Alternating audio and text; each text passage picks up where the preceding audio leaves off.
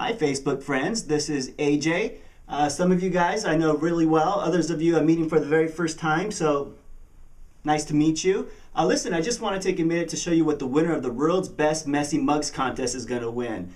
And if you haven't submitted yet, there's a couple days left, and please, no fakes, no setups. I don't want parents all around taking their kids on trails and dumping them into mud piles and like, oh, winning photo. None of that stuff. Just send in the messy photos you already have of your kids. We've got some great ones, and I'd really love for you guys to add to our collection. So, without ado, here's a preview of the winning prize. So the lucky winner will be able to choose between two stories. This is Buzz Ribbit Squeak or Little Thunder Smash Adventures. You'll be able to choose the image of the child that most resembles yours.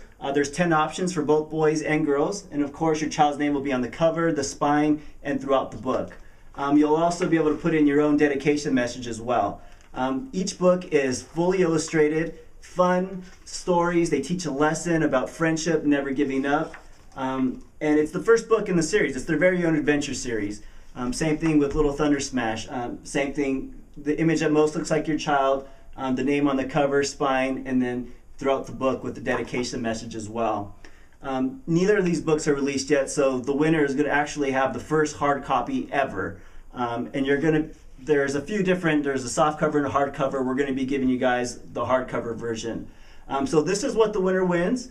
You should be excited. I'm excited, and just want to say thanks, guys.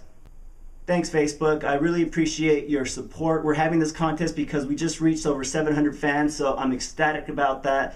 Thanks for your support. Thanks for getting behind me on what I'm trying to do, which is get children excited about reading at an early age. It's never too early to start reading to your kids and start teaching your kids to read.